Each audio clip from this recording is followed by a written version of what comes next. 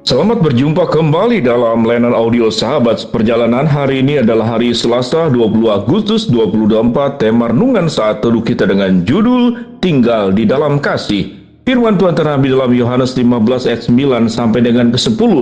Seperti Bapa telah mengasihi aku, demikian juga aku telah mengasihi kamu. Tinggallah di dalam kasihku itu. Jikalau kamu menuruti perintahku, kamu akan tinggal di dalam kasihku. Seperti aku menuruti perintah Bapakku dan tinggal di dalam kasih-Nya. Mari kita berdoa. Bapa yang di dalam surga, kami ingin belajar untuk tinggal di dalam kasih-Nya, sehingga hidup kami menjadi hidup yang penuh dengan kebenaran. Dalam nama Tuhan Yesus kami berdoa, amin. Shalom sahabat seperjalanan yang dikasihi Tuhan, tinggal di dalam kasih-Nya. Kalau berbicara tinggal, kita mengingat tentang rumah, di mana menjadi tempat tinggal kita. Kalau berbicara tentang negara, maka Indonesia menjadi rumah tempat tinggal kita, di mana kita mendapatkan sebuah status sebagai warga negara Indonesia, termasuk juga warga negara yang lain. Tinggal itu adalah sesuatu yang menetap, yang menyatu, dan menunjukkan sebuah identitas seseorang. Kalau kita berbicara tinggal, maka kita juga punya tempat tinggal, rumah, di mana kita berada di alamat tertentu, di kelurahan tertentu, di kota tertentu, dan itu menjadi identitas. Waktu kita bertemu dengan orang lain, namanya siapa, maka ada pertanyaan selanjutnya, Anda tinggal di mana? Sehingga berbicara tentang tinggal adalah perkara yang penting. Tetapi firman Tuhan mengajarkan apa yang harus kita tinggal. Kita tinggal memang di dalam dunia ini, tetapi di dalam dunia yang tinggal sementara ini, apalagi yang harus kita tinggal, di mana kita harus ada di dalamnya, yaitu tinggal di dalam kasih-Nya. Ini adalah sebuah perintah Tuhan yang diucapkan oleh Tuhan Yesus di dalam Yohanes 15 ayat 9 sampai dengan ke-10. Dan kalau kita telusuri itu sampai kepada ayat yang ke-17. Ayat 8 dikatakan, seperti Bapa telah mengasihi aku, demikian juga aku telah mengasihi kamu. Tinggallah di dalam kasihku itu. Apa yang dimaksud dengan tinggal di dalam kasihku itu? Bahwa kita harus memiliki, sudah mendapatkan kasih Kristus, maka kita akan tetap mendapatkan kasih Kristus.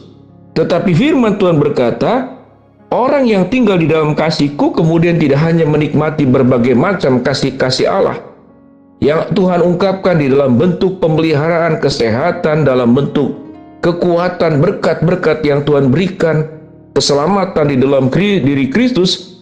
Tetapi pada ayat 10 dikatakan, orang yang tinggal di dalam kasih-Ku, maka dia akan menuruti perintah-Ku. Kamu akan tinggal di dalam kasih-Ku seperti aku menuruti perintah Bapakku dan tinggal di dalam kasih-Nya. Semuanya ini kukatakan kepadamu, supaya sukacitaku ada dalam kamu dan sukacitamu menjadi penuh. Kita melihat ada runutan dan kaitan antara tinggal di dalam kasih-Nya, menerima kasih-Nya, menuruti perintahnya, kemudian itu menjadi sukacitanya Kristus, dan juga sukacita setiap kita masing-masing, yang firman Tuhan katakan, sukacitamu itu akan menjadi penuh. Kalau kita berbicara sukacita, berarti tentang kebahagiaan. Kalau kita bertanya kepada setiap orang, apa yang membuat engkau bahagia? Ada banyak jawaban, salah satunya tentu khususnya bagi para lansia. Apa salah satu unsur yang membuat bahagia? Kalau kita punya badan yang sehat. Apa itu unsur bahagia? Kalau kita dihindarkan hidup dari masalah, rumah tangga kita baik-baik saja. Tetapi firman Tuhan berkata, apa yang membuat sukacita kita itu penuh? Kalau kita menuruti perintahnya Tuhan, yaitu perintah tinggal di dalam kasih-Nya. Kalau kita melihat apa yang dilakukan oleh apa yang dilakukan oleh Yesus, apa yang diperintahkan oleh Bapa, semuanya temanya adalah tentang kasih. Tatkala Kristus datang ke dalam dunia di dalam rencana kekekalan Allah Tritunggal, maka tujuannya adalah kasih. Bagaimana tindakan kasih? Mengampuni, menebus, menyelamatkan, menjanjikan, memberikan. Secara pasti, kehidupan yang kekal dihindarkan dari sebuah bahaya yang paling berbahaya dalam hidup manusia, yaitu maut, yaitu kematian kekal. Namun tidak hanya sampai di sana, Tuhan Yesus pun memberikan perhatian, baik kepada anak-anak, baik kepada pemungut cukai, wanita penjinah, mereka yang punya sakit dengan berbagai macam problem. Semuanya mendapatkan perhatian yang sama, melakukan pembelaan kepada hak-hak yang tertindas. Itu adalah catatan dalam Alkitab yang sempurna, yang tertulis, baik dalam perjanjian lama maupun dalam perjanjian baru. Dalam Matius 25 dikatakan apa itu tindakan kasih? Yaitu kita memperhatikan mereka-mereka yang kekurangan, mereka yang kelaparan, mereka yang kedinginan, dan mereka yang tidak punya tempat tinggal. Para musafir yang datang dari berbagai kota karena satu dan lain hal. Zaman sekarang mungkin lebih mudah, karena ada hotel, ada uang. Zaman dulu, itu orang bepergian ke satu tempat ke tempat lain dalam kondisi yang sangat bahaya. Bisa bertemu dengan penyamun, pembegal, orang jahat, perampok, yang bisa mengancam. Tidak hanya merampas harta benda, tapi juga mengancam nyawa. Sedemikian berbahayanya. Maka sewaktu kita melihat kebenaran firman Tuhan, biarlah kita tinggal di dalam kasih-Nya. Artinya, sukacita yang penuh itu. Sewaktu kita memang, kalau kita mendapatkan semua seperti yang diharapkan oleh orang banyak, kesehatan, kekayaan, kelancaran, kesuksesan. Tapi di atas semuanya itu adalah sukacitamu akan penuh dan sukacita Tuhan akan penuh tatkala kita menjalankan perintah-perintahnya, yaitu tidak hanya menerima kasih, tinggal di dalam kasih, tetapi juga menjadi pelaku kasih.